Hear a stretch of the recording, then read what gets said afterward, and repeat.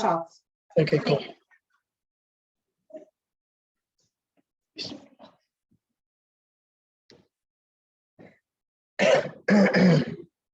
Hello everyone, and welcome to our Jobs and Apprenticeship Fair. It's 2 o'clock and we're very excited to welcome you for our LinkedIn webinar. We're going to give people a couple of minutes just to join us and then we'll start. So let's wait for a couple of minutes, please.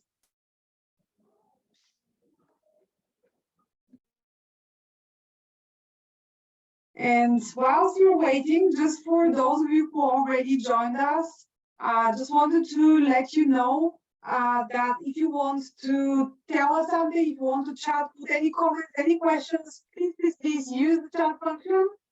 It would be really great. We're expecting an amazing presentation from Mo and Femi from YouthBuild, and we would love to hear more from you in your comments. So if you've never used it before, you have a chat function at the bottom. So it looks like a small cloud. And once you click on it, you'll be able to chat to us. Yeah, I can see some people are already texting us. Yes, hello, good afternoon, everyone. Say hi. That would be so nice. Okay, I can see everyone saying hello. Hi, Denise. Hi, Gassan. Okay, so just one more minute and we're about to start. Hi, Victoria.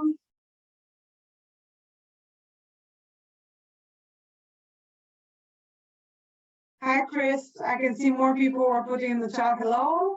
So that's wonderful. So whilst we're waiting for other people, I would just tell a little bit more about our event. So as you know, this is part of our Jobs and Apprenticeship Fair.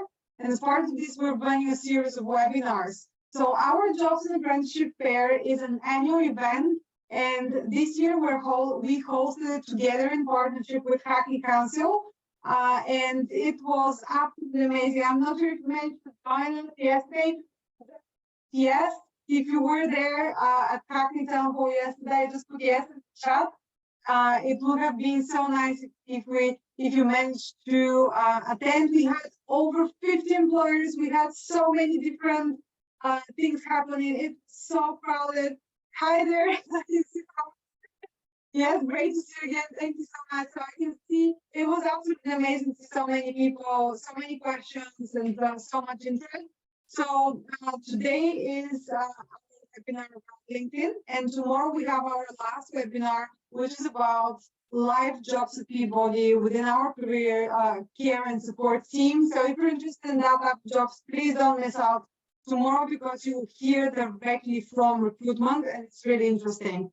So I hope yesterday you managed to do your free LinkedIn picture. I hope so, because today we're going to be talking about LinkedIn. So today's webinar is going to be led by Mo and Femi from YouthBuild, and they'll do a presentation for start, and then that will be followed by Q&A at the end. So if you have any questions, please put your questions in the chat box. And then at the end, we'll look at them. And if you have any comments or anything else, please engage, because Mo and Femi's presentation is very engaging and very interactive. So please put different stuff. So I'm going to give the mic to Mo and Femi and to their presentation around LinkedIn. Thank you, Evelina. I feel like I was expecting a drum roll there, but from my hand. Yes. Well, this is Mo. Good afternoon, everyone. My name is Mo. I'm one of the regional leads over here at YouthBuild. Femi? And I am Femi. I am the head of youth development at YouthBuild. So thank you so much, everyone, for attending. I'll give you a quick, brief snapshot on YouthBuild. We currently work with young people to support them into gaining employment in construction, but we offer a lot more around the holistic support approach. So me and Femi, we do a lot of work with young people. We've done this presentation numerous times with young people, so this is our first time doing it with a larger audience. So beforehand, we do apologize if there are any mistakes along the way, but hopefully it should be really, really good and should give you a snapshot on how you can build your profile on LinkedIn. So if we can get the slideshow up, if that's okay. I think what I'll just add before we do start as well is we want to try and make this more conversational. Just the way that we will deliver it with young people, it'll still have the same impact, but it's more around getting you to understand just kind of the basics of what LinkedIn is and how it can serve a purpose for you professionally. So that's what we'll do. So the slideshow, the presentation in itself is usually a half a day presentation. Hi, Yvonne. Oh, great to hear from you. But we are going to kind of just capture everything in 45 minutes, or 40 minutes. But if you guys do have any questions, please do put them in the question box. So the theme of this actual presentation is LinkedIn for our community. So it's a very short intro to build your network and advance your career on LinkedIn. If you can go to the next slide. So, what do you do on social media? So, generally, people kind of put up posts, put up statements on whether it's Facebook, Snapchat, Instagram. They sell an aspect of themselves, but it's more to kind of inform people of things that they're doing, their day-to-day lives, whatever. But ultimately, social media serves a purpose. It's a way of communicating with a wider audience and giving them a sense of what is going on for you at any given time. Yeah, so obviously with LinkedIn, we know the market is a bit different compared to Facebook, Snapchat, Instagram. So a lot of the times it does come down to the language that you use across those social media platforms. So just as an example here, on Facebook, we've got an example of someone eating a donut, taking a selfie. On Facebook, you might hear someone say, I like donuts. On Snapchat, you might see someone say, watch me eat a donut. In Instagram, you might see here's a cool photo of my donut, and vice versa across other platforms. If we can go to the next slide, please. So on LinkedIn, it's ultimately changing that mindset and having a very professional mindset. So looking at it from a very corporate point of view, or looking at it from a professional point of view, the language that you use will automatically change. Exactly. So where it will be like, you'll say, I hope to operate a donut franchise one day, or I'm looking for a job at a donut company. I have 3 years experience of making donuts, etc., etc. But as you can see, there's a quick difference in terms of how you would essentially change that mindset of yours. I think in a nutshell, it's more about you change it from saying what you want or what you like to kind of selling what you want and what you like. So like Mo said, this is about the professional mindset. What does a donut, how does liking donuts sort of serve you professionally in terms of networking, in terms of connecting with different people, different partners across different trades, basically. Cool. Next slide. So essentially with LinkedIn, it is a professional networking site, and it's a great tool to connect to opportunity, as well as to connect with professionals within the sector you might be looking to get to. Just for some stats, 2.8 million recruiters use LinkedIn to fill open jobs every day.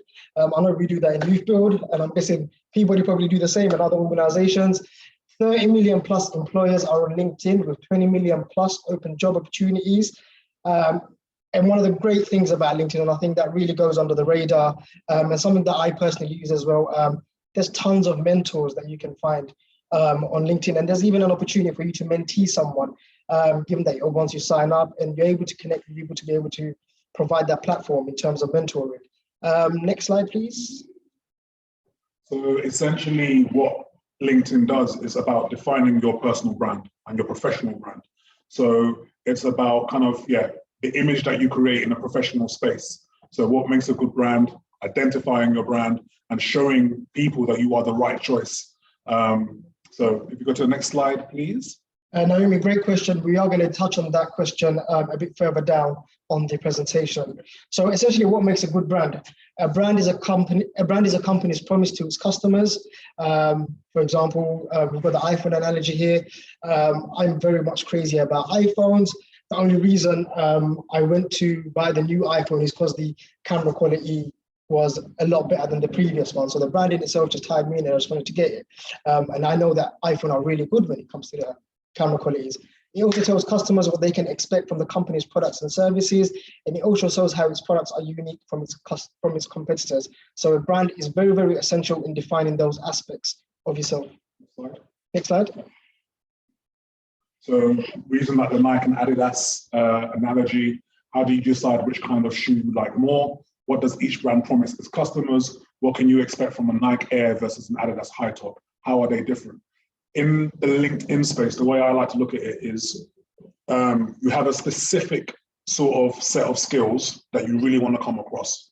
So if I'm talking about being a psychotherapist in one end, but then talking about being a bricklayer in the other, in terms of your branding, people might be a little bit confused. Like, you know, what does that actually mean in terms of what am I actually getting from this person in terms of them and their product? So it's all about really defining and honing in on what you want to sell about yourself, or what aspect of your professionalism you want to get across and market to other employers, other partners, other people. So essentially, yes, who are you? Each individual one of us, we have our own brand. Essentially, your brand is your promise to those around you, employers, colleagues, likewise. It also tells people what they can expect from working with you and around you. And it also shows how unique you are from other people. I think that's a big statement and a big word. And I really want everyone to just keep the mind open and understand that we all have a unique value and a unique skill that we add. And LinkedIn is very much about how you can be unique and different to the person next to you. You can shape your brand by the way you present yourself, essentially, to others. Next slide. So yeah, just in addition to what Mo was saying, like the value of the brand, and why does a coach, an employer, or anyone else choose you? So what are those sort of key assets that are coming across? What is your promise to the employer, to the college, the school, to the team, to a new partner? And what can they expect from you, and how are you different? How do you stand out from many other sort of organizations or people that are doing similar stuff to yourself? Okay. Next slide. Show you the right choice. So your brand should essentially include who you are. Definitely talk about your skills. So obviously your school, your work experience, and specific skills that you learned in each job or class, or training for that matter. Network, how you are to be around and work with, as told by the people you know. So we'll touch on recommendations a bit later on, which is a big plus for LinkedIn. And information, your areas of expertise and wisdom. There's so many ways that you can add that in. There's on LinkedIn, you have various ways where you can add it onto your job role, but people can also at the same time endorse you for the areas that you are an expert in. So obviously myself and Femi, we're experts, I wouldn't want to say in youth work, but in youth engagement. So on my LinkedIn profile, I have a lot of stuff where, where people say, with mentoring, they endorse me for mentoring, they endorse me for therapeutic practices, for motivational interviewing, etc., other things alike. And likewise with yourselves, you will have the opportunity to be endorsed by your network too. Next slide. I think in conjunction to that, one of the good things about LinkedIn is that you also are able to convey what some of your values are as well. So it's not just about the harder skills in terms of your experience, but it's also about kind of what is important to you, Do you believe in animal rights, for example? Are you a caring, empathetic person? What does honesty mean to you? And these things are equally as important as some of the harder skills that you convey on a LinkedIn profile. Because when potential new employers or new partners are looking at your profile, they want to know exactly who they're buying into their team, into their partnership network, into their schools, their colleges. So it's all about doing that 360, hard skills, softer skills, kind of really selling yourself as a person as well as a professional. And I think just ties into goals as well, about where you want to be in terms of your short-term goals and your long-term goals. Some of the things that we work with our youth partners on is setting SMART goals. Hopefully you guys know what SMART goals are, and maybe I can touch on it a bit later on during the Q&A session. But even on your platform on LinkedIn, you'll have the opportunity to address your SMART goals, what you want to do in the next 2 years, or what you want to be, where you want to be in the next 20 years. And with employers and connections alike, they see that as ambition, and it kind of draws them in, draws you into them when it comes down to making a choice for their company or organization. Next slide, please. So building your LinkedIn profile, this is the steps that you will take. You will set up your own account. You decide whether it's a profile or a resume. I'm of the view that it doesn't really matter. It's kind of however you're comfortable with getting your sort of your pitch across. It works for you. Like for a lot of people, LinkedIn is like an electronic CV. For others, it's a little bit more relaxed, a little bit more kind of, just bits of information here, there, and everywhere. But I think that there's no great way, there's no better way of doing it. It's whatever is comfortable with your way of getting yourself across. Taking a great photo, I'm very big on this.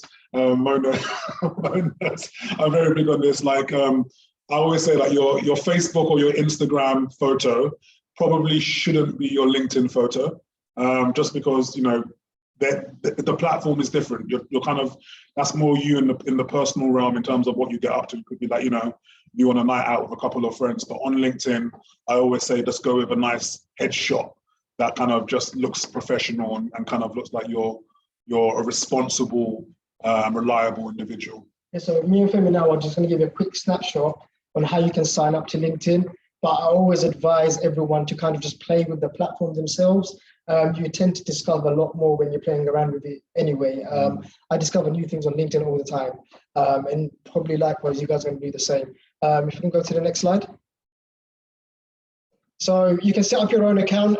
You can access it online if you guys have a laptop. You can do this. Do you want to answer the question now and elaborate on profile, please? Or should we leave that for later? We leave the questions for later if that's okay. So you can set up your LinkedIn account online. Or alternatively, you can download it on the App Store. So obviously myself and Femi, we have it on our phones. Femi has it on his Samsung. I have it on my iPhone. So we've covered both areas, but it's very, very easily accessible. Again, if you don't have any of those, I mean, you can go to your local library, you can sign up, your local DWP, you can sign up. I mean, Peabody have tons of facilities, Pan London, where you can access and you can, you know, access one of the IT rooms to be able to do that yourself. And I'm sure, obviously, Evelina, Galau, the team there, they will be more than happy to support you, help set that up. Next slide. So in terms of profile versus resume, what are the big differences? It speaks to all potential employers, not just a single one. It goes into more detail with skills, projects, interests, accreditations, and more. Allows other professionals and employers to interact, learn, and contact you. And again, it contains recommendations and endorsements. So as you can see, our good friend Tracy is there, given a brief snapshot about and an overview in regards to her profile. But again, we'll go into that a bit more detail later on. But I just want you guys to picture how Tracy's profile is right now, so you get an idea of when it comes to yours. Next slide, please. Yeah, go on. So yeah, no, you know, I touched on this earlier about taking a good photo, but I think even in more detail, obviously use a background that isn't distracting, just for the job you want. Smile and have a friendly expression, and make sure your face takes up a majority of the frame. But the other thing as well is make sure that it's relevant as well. I think like one of the things that I've seen in previous LinkedIn from somebody that I used to work with is they just look like they're on site. You know, they're a site manager, they've got their high vis on, they've got their helmet on, and it just looks like, so you know what you're getting, you know the product that you're getting from the person, because that's a site manager on a building site. So it's all about making it relevant to that same sort of audience that you're trying to draw in. Yeah, and I think I can even use myself as an example. My LinkedIn picture is of me as a football coach. I have a strong passion for football. I am a football coach in my spare time. The picture that I have there is of me holding a trophy, which essentially is what I want people to see. I want them to understand that I have a future. I want a future career, and I want to progress in the world of football. I know yesterday Peabody did something amazing where they invited, I think it was LinkedIn or an organization down to take pictures of those that were attending the job fair. I really, really do hope everyone took up that opportunity. It's such a great idea. I didn't even think of that before, but when I saw that it was happening, I thought that's brilliant, and you probably have a head start in terms of having a great picture. Next slide, please. Edit your profile. Do you wanna? There you go. Okay. Go for it. So you know, you can put stuff in there around where you're based, your location, your previous work experience, your current work experience, your volunteering experience. You can add stuff in there around your education, your skills, and your program or organization. The other things that you can put in there is like, you know, languages. I think that's very important. If you're somebody that can translate or kind of speak several languages, that's always something to put in there. Other things like, you know, if you've got like a project management sort of, what are they called again? Is it the Prince 2? The Prince 2 You can add that in there. So it's just whack in every little bit of training experience that you've done that comes to your mind. It's all relevant. It's all relevant. We just did like a motivational interviewing training about 2 or 3 weeks ago. That's something that you would add in there as well. So it's all about getting all of that information in there. And the good thing about LinkedIn is that nothing's permanent. You can keep on adding, keep on editing, changing as you see fit. And I would love to show everyone a live demonstration of how you can do this. But once again, if you look on our good friend Tracy's profile, at the top, you can see it says me. If you tap onto the me icon, it will give you the opportunity to edit your profile how you see fit. Like I said, fiddle about with it, guys. And the rest of it is quite self-explanatory. It's just boxes, filling in the boxes, and then saving it. And it will automatically either share with you all your connections, or you can opt out from sharing with your connections. But regardless of it, it will show up on your profile, regardless of what you write. Next slide, please. Yep. So your headline. So obviously, that's a big part. It's the first thing that people will see when they search for you. So your headline is an opportunity to show what you are, not just what you do. When writing your headline, essentially, you really want to ask yourself, is this the only thing someone sees me in? What does it say about me? Does this represent my professional brand and show why I'm unique? And does it capture what a recruiter would care about? So essentially, with profiles like myself and Femi's, we'll have our organization there, but at the same time, we may have a job title there. We may also, for myself, I may write that, I'm an aspiring football coach. So some of the first things that people see. Femi, your one might be very similar, motivational speaker. We've had previously where people write down life coaches. It's essentially what you want people to see as the first thing when your picture pops up. Do you understand? Can it be relatable? Next slide, please. Next slide. So to summarize, your summary is the best place for you to communicate your professional brand and put your own spin on your experience. And here's an easy formula that we recommend. So it's all about being succinct. It's all about kind of getting your message across in as few words as possible. It doesn't have to be long paragraphs, but it's just kind of what are the key selling points? What are the things that people look at and take a glance at and say, yeah, that sounds a bit like something that I want to bring on board. So it's very similar to a CV, really. When people scan your profile, especially if it's for like networking purposes or looking for a new employee in their team, they're only really taking like a quick glance at a few things. So it's all about keeping it compact, keeping it succinct and relevant. So next slide, please. Okay, so next thing we're going to talk about is how you can build your network. So we're going to talk about how you should build your professional network, discover existing connections, search for new connections, and expand your network strategically. If you can't see the slide right now, just if you can write on the chat box. Alternatively, if you can, we're probably going to share the slides afterwards based on what Evelina said. Can we go to the next slide, please? So essentially, as you can see, this is a massive spidergram. A spider diagram, should I say that? Well, they call it a spidergram. It's a gram of salt. Yeah. So essentially, on LinkedIn, you have your first degree connections, your second degree connections, third degree connections. I'm so used to pointing, like, I wish you guys could see this properly. I hope everyone can see it. Yeah. Right? In effect, a first degree is somebody that you know directly. And so they could be in your contacts list, exactly, on your phone, or so it's someone that you connect with immediately and you know them off direct contacts. And then second degree is more through somebody that you know through somebody else. So you might have identified them, or LinkedIn might have told you that you might know this person because of somebody else that you're connected to via your first degree connections. There are caveats to each degree of connection. With the first degree of connection, you can probably link in with them directly, just send a follow request, and usually they can accept it. With a second degree connection, more likely than not, you would have to write a personalized message as to why you want to link in with them. And then with the third degree, usually it's just a blank page, which I think you need LinkedIn Premium to connect with third degree connections. But I know on the odd occasion you are able to follow them until they essentially become a second degree connection, or alternatively a first degree connection. Next slide. So in terms of discovering your existing connections, LinkedIn does quite a lot of that for you, but a lot of it is dependent on what you put in your profile. So for example, if you went to the University of Bristol, or or West England, I think it's called. It will show you all of the connections from the people that went to the same university.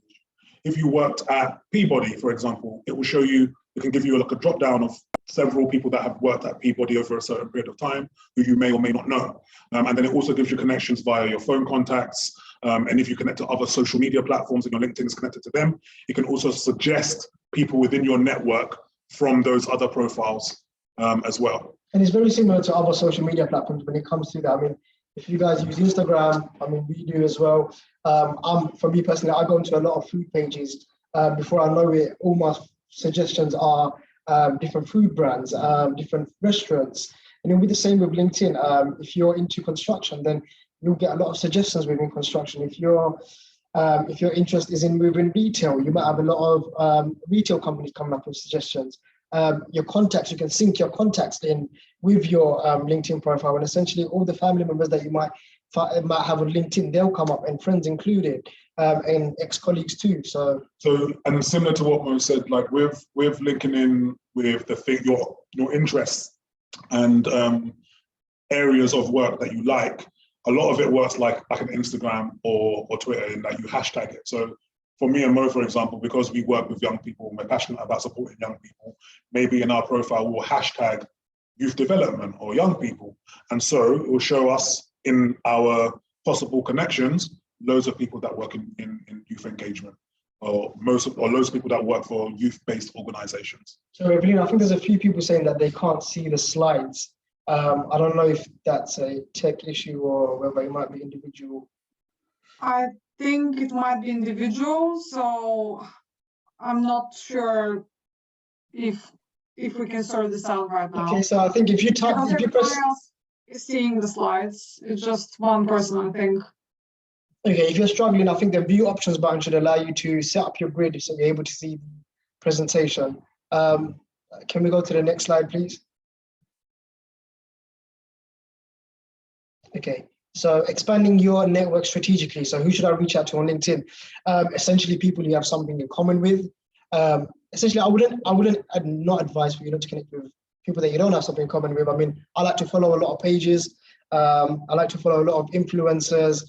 Steve Bartlett, who's massive on podcasts. He's a CEO. I'm a very young CEO at 28. He has tons of material that I like, but me and him have nothing in common. But it's just because of, do you understand? But it's just because of the fact that he's very inspirational and motivational. I really like following Steve Bartlett.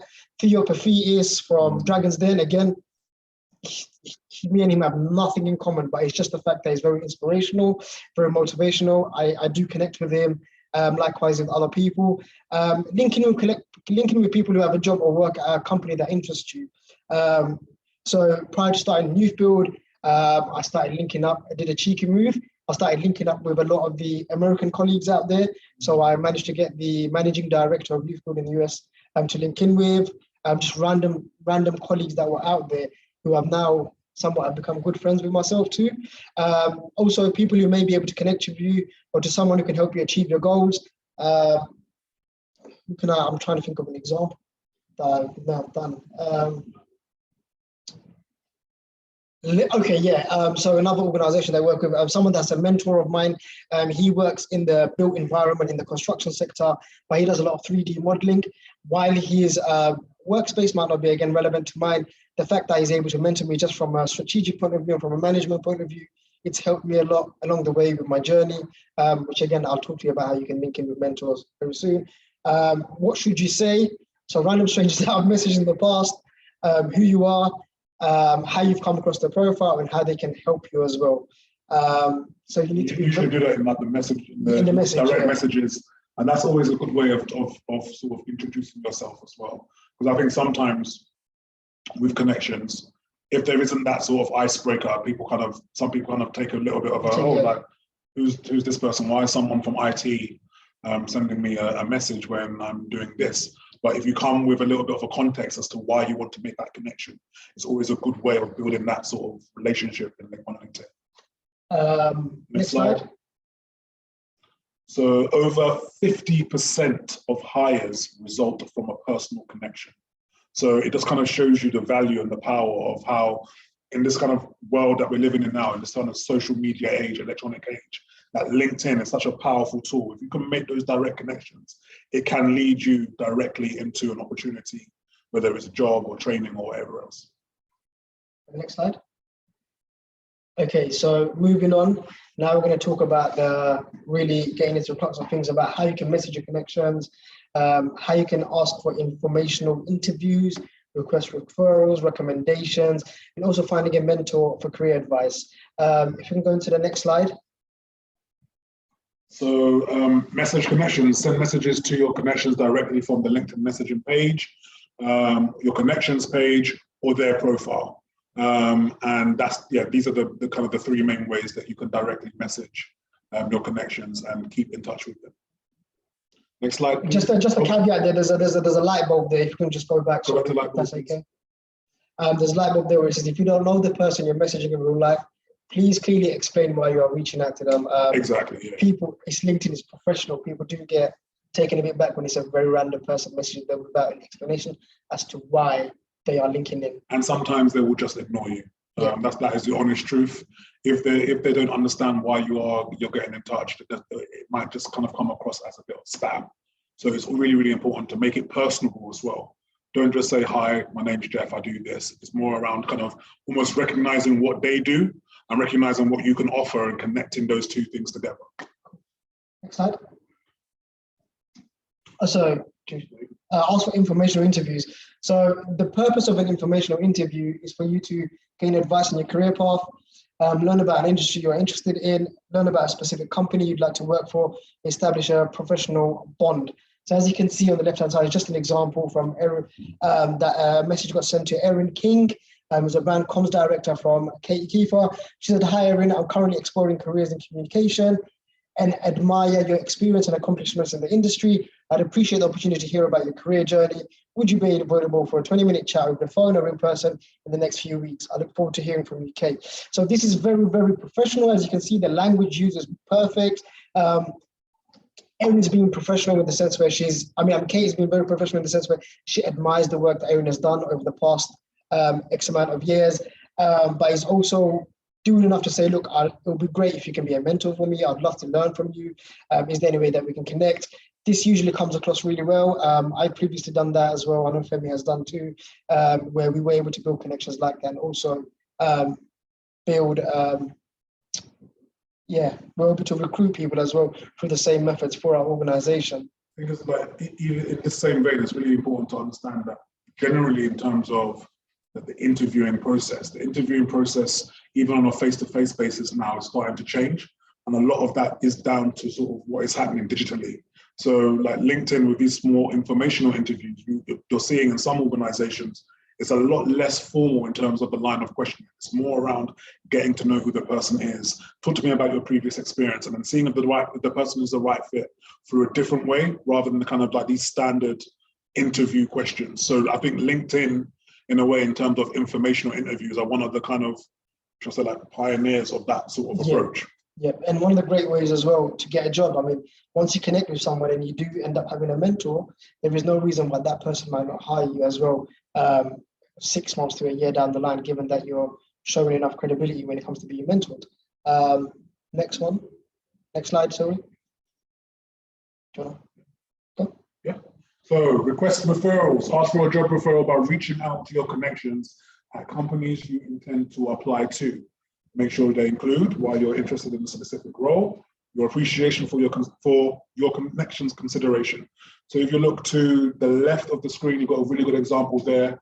It says, hi, Seth, I hope you're doing well. I saw that FixedX is hiring a communications specialist, and I'm very interested in applying. This role seems like a great fit for me because it needs a self-starter who can operate within a complex environment. So I'm not going to read the rest, but you get the gist of how she's able to connect directly through this opportunity and to kind of sell what she can offer, and also kind of place herself within the context of how the organization is and how it runs. I think she's thinking out of the box there. She's going directly to the manager, which from my point of view, I think takes a lot of guts. I think it's very, very important that we do try and take the opportunity to go to the hiring manager and discuss whether, what are they ideally looking for? Are you the perfect candidate for them? It might not be relevant for every role, But I can assure you at some point down the line, it will be quite relevant for each one of you guys to do the same. Again, just below as well, did you know that more than 60% of the workforce has referred someone to work at their company? So again, the changing face of recruitment, it's a lot more straightforward now. So this is, yeah. Yes, so we're nearly there. Next slide. Next slide. Please. I think this should be the last couple of slides there anyway. Just requesting recommendations. Recommendations on LinkedIn are like references from people in your network. On a connection profile, click more and then request a recommendation. So essentially you can send a message out to, let's just say, I can send a message to Femi saying that, Femi, can you please give me a recommendation on LinkedIn for the amazing work that I've done within the youth sector. So you can select your relationship to this person, indicate whether you worked with them in a role, or customize your message. Recommendations are huge. Like when I used to work in recruitment, every single profile I used to go on, I used to look at recommendations massively because it's actually a testament of what people actually did in their previous role. So you can be current or former managers or former colleagues, or you can even be your people that have mentored you, or you can even be a friend or family. People like that who, will be more than happy to give you that recommendations. But like I said, a massive advice, do that. Whoever you may be, whoever comes into your network, make sure you get recommendations because it really, really does enhance your profile massively. Next slide. So you can also find a mentor for like career advice. So if you look at to the left, is a really good example of like how you can kind of tweak your preferences in terms of specifically what you are looking for in terms of that professional mentor. So you can look here, it says, I'm still looking for advice. You can change like the different sort of functionalities around someone's experience. But yeah, so from your profile page, select the career advice hub located in your dashboard, set your preferences by sharing who you would like to receive advice from, and LinkedIn would suggest members who have the relevant experience. It really is quite straightforward and very, very easy. And you'll be surprised how some really, really good people can come through that way and yeah, be a mentor for you professionally. Next slide. Did you know 25 million plus job seekers visit LinkedIn jobs every week? That's massive, massive numbers. I think that's one of the largest. We're talking about one of the largest job boards here now. So it's massive for when it comes to looking for jobs. Highly recommend, highly advise everyone uses LinkedIn for seeking jobs. I think with LinkedIn, they don't really talk about, I think a lot of employers, they don't give salary information, but that's totally fine. Use that as an opportunity to have a discussion with prospective employers as well. We can talk about this. We talk about the length of the role. Ask about further details about what kind of person they're looking for. It's a great opportunity for people to have a discussion with prospective employers. Next slide. So this is about setting your career interest and your job interest. And ultimately, you shoot your shot. You kind of, you say what it is that you specifically want to do. LinkedIn gives you those options of kind of selecting certain job roles. And that's sort of the job opportunities that your algorithm will start sharing with you. So if you say that you're looking for admin office roles, or you want to be a program manager, different roles around program management will come up from different organizations, and then you can sort of look at what those opportunities are and start applying for them. So yeah, include potential job titles and locations in your career interest to receive more relevant job suggestions. Just a little light bulb there, turn on the open candidate setting to let employers know you are actively searching and available for a new job. I've got to say this one, you've got to be very careful with it because, sometimes your employer can see that you are looking for another job if you put that switch on. So also go to your settings and make sure that if you don't want, you don't want to make it publicly known internally that you are looking for work, that you switch that off, because I know a story of someone that got caught out by that. So just be very mindful of it. Next slide. Next slide, please. Okay, search for career job opportunities. Again, use LinkedIn search filters to find jobs and internships by typing in the keyword, job title, company, location, function, experience level, and date posted. I would advise you can even do Boolean searches where you can type in, I don't know, you want to do retail, you can do retail and sales advisor and stockist. And, if you just put in the and in between, it will come up with a range of different job opportunities. But if you really want to minimize it, just really focus on the keyword and the job titles. but the search function will allow you to look for anything anyway. So play around with it and see where it fits you best, and just kind of take it from there. And you can also search by area as well. The radius can be from 5 miles to however many miles international we're talking. Next slide, please. Very similar to the last slide, you could even go in more detail. So you can sort of set job alerts, like whether it's daily, weekly, of how regularly these different sort of words and filters come up, and it will kind of produce these opportunities on the frequency that you've kind of placed the alert on. So if you want daily alerts with all of these sort of recommendations or filters, then it will send you daily recommendations for the keywords, the job titles, companies, etc. that you've set. So next slide. Pretty much nearly there. Review the jobs that you may be interested in. For the best job recommendations, make sure your profile is filled out with accurate work experience, skills, and location information. That's just basically reflecting on what we're speaking about all this time. Make sure that you are being very relevant in everything that you're detailing out on your profile. Next slide. And yeah, join groups. I'm massive on this because this is, for me, this is one of the great ways to network. And I know in the past I've been able to bring in a lot of new partnerships just from being in LinkedIn groups. So it's all about kind of searching groups that are relevant to your professional background or your interest. So if you are somebody who's into psychotherapy, you can join a psychotherapy group. If you're into sort of youth engagement, you can join groups that kind of focus on that. And it's just a great way of building your professional network in those fields. Even alumni groups as well, as it says there, like reconnecting with people that you may have worked with in the past or you went to school with. You're very surprised how those things or those people that maybe you haven't spoken to for a couple of years, they can then reconnect with you and offer some value to what you're currently doing or what you want to look to do in the future. And even from your personal point of view, you can create a group. Previously in recruitment, when I used to work in there, I used to place IT trainers into the NHS. So I had a specific group just for IT trainers with the NHS, which we probably had about 300-400 people in there. It will allow me to source candidates to place into work, but at the same time, it also allow me to have networking events. And these people, they would actually engage and talk in the group, share messages, share about the new practices, best practices.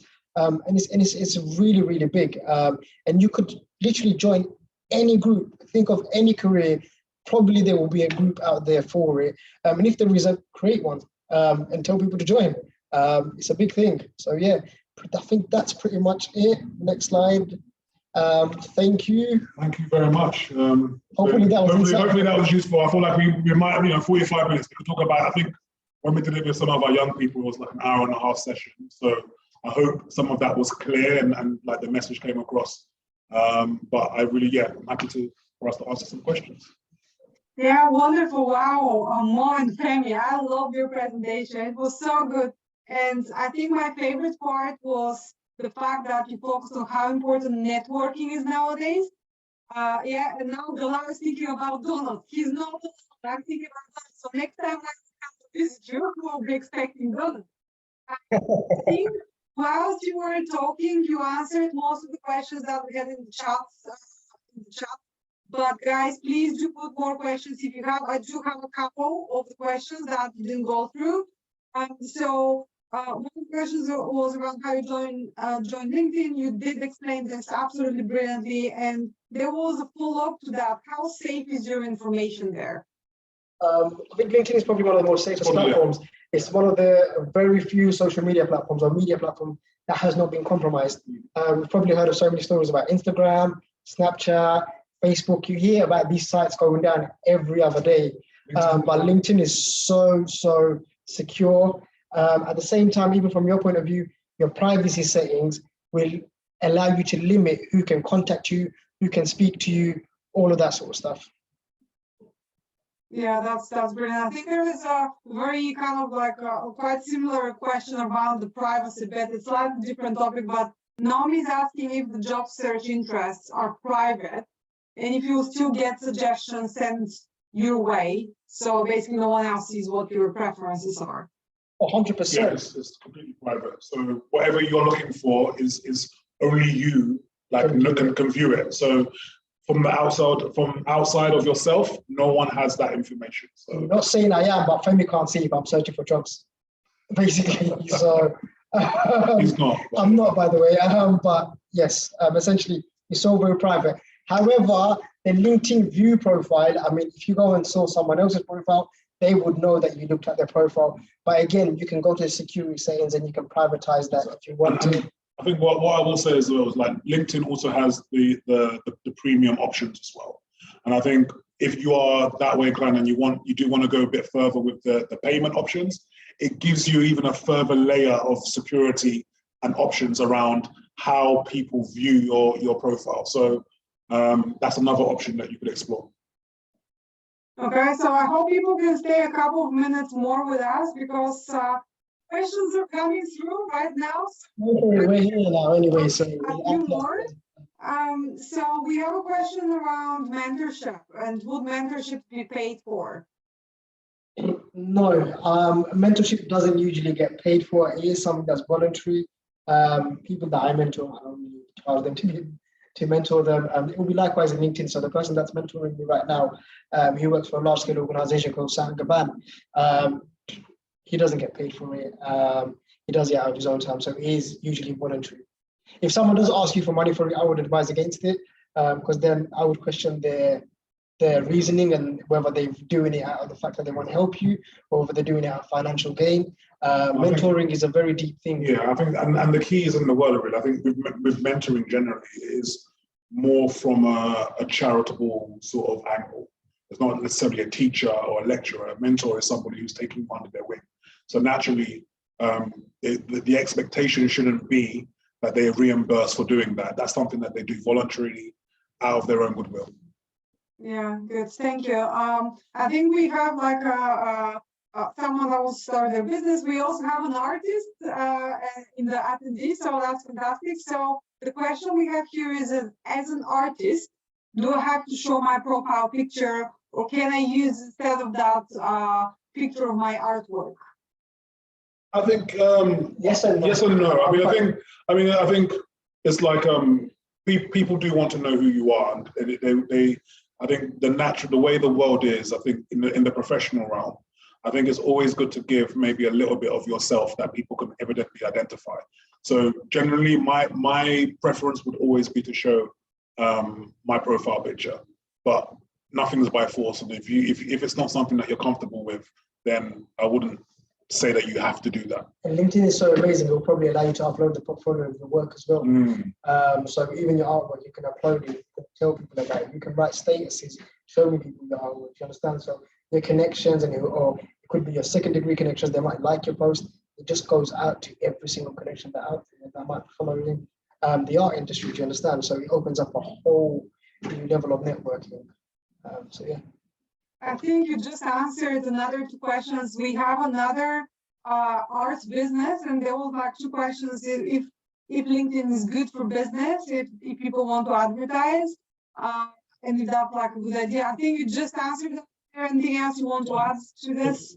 It's free advertising. I mean, that's essentially, if you're not sharing your work on LinkedIn, where are you sharing it? You know, it's like if you do have the artwork, share it on the portal and put hashtags there. Let people know this is your work, what it represents, and that is the way how you get that coverage of interest in what you're doing and the product that you're selling. So absolutely. And it's one of the things that we say to our young people. Instagram is where people see it.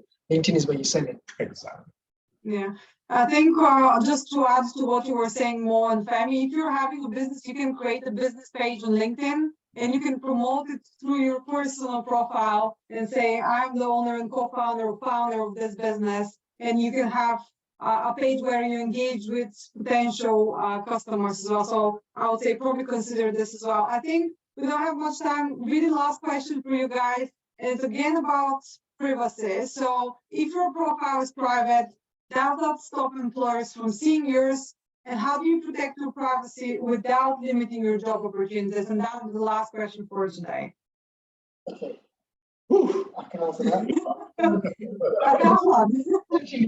So your profile essentially could be private, but the person that's viewing your profile, you won't be private. So you'd still be able to tell if they're watching or viewing your profile. I think with LinkedIn, I think the way I see is I don't usually have my profile on private because I find it a bit weird if I'm on private mode and I go view someone else's profile, and then it just comes up with a status saying someone in the private mode viewed your profile, because all that does with me is not paranoid, but it makes me think, oh, who was it? Who was this person that's viewing me? I really want to know, kind of thing. So I'll probably say try and avoid it. You want, if you ideally, like I said, you're sharing with people within your network. You want to be viewing people within your network. If there is any other reasons that you want to use LinkedIn for, I mean, I wouldn't want to go into them detail or whatnot. I would perhaps advise against it. Personally, just stick to your connections, stick to your professionalism, and I promise you, you'll get tons out of it. And at the end of the day, if your profile is looking good, you want employers to see it. I think Mo, the last point was literally the one that I was going to make, which was why would you put it on private? You're trying to sell yourself, or you're trying to sell your product. And in my view, is if you're on LinkedIn, then you have something to sell. So like, what is the purpose of making it a private account? That would be what my question would be. Yeah, and I will just add to that if you have some information that you do not want to share with people, just don't add it.